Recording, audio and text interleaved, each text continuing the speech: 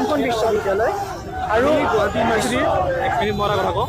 আমি গুৱাহাটী বিশ্ববিদ্যালয় কৰ্তৃপক্ষৰ লগত বহুত টাইম কথা পাতিলোঁ প্ৰতিবাদ কৰিলোঁ 2-3 বাৰ বেছি ওচৰলৈ গ'লোঁ প্ৰত্যেকখন ইউনিয়নৰ GS প্ৰেচিডেণ্ট গ'ল আমাৰ কথা অতৰি নুশুনে আমাৰ এটা প্ৰত্যক্ষ দাবী আমি ৰাস্তাত এইকাৰণে বহিছোঁ যে আমাক অসম চৰকাৰৰ পৰা হস্তক্ষেপ লাগে এই বিষয়টো আৰু তেওঁলোকৰ কোনোবা এজন প্ৰতিনিধি আমাৰ ওচৰত পঠাওক যোনে কথা পাতিব অসম চৰকাৰৰ হৈ বিশ্ববিদ্যালয়ৰ ছাত্ৰ ছাত্ৰীসকলে তেওঁলোকৰ কথা পাতিব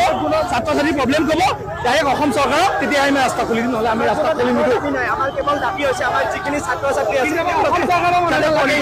ন্যায় পাই যায় তেওঁলোকক যাতে পইচাৰ যি প্ৰব্লেম চলি আছে আমাৰ জিপি ৱেবাৰ স্কিম প্ৰত্যেকখন বিশ্ববিদ্যালয় পায় কিন্তু গুৱাহাটী বিশ্ববিদ্যালয়ৰ FIMB ছাত্ৰ ছাত্ৰীক কিয় বঞ্চিত ৰাখিছে আমাৰ তাৰ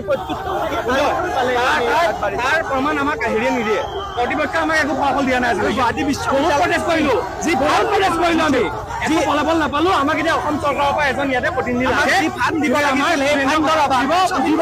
গুৱাহাটী অসম চৰকাৰৰ লগত ডাইৰেক্ট কথা পাতিম সেইকাৰণে আমি ৰাস্তা ব্লক গুৱাহাটী বিশ্বলৈকে নুখোলোঁ 2-3 4 এমাহলৈকে নুখোলোঁ আমি যেতিয়ালৈকে প্ৰতিনিধি আহি নাপায় বিশ্ববিদ্যালয় উত্তৰ পূৰ্বাঞ্চলৰ প্ৰথম বিশ্ববিদ্যালয়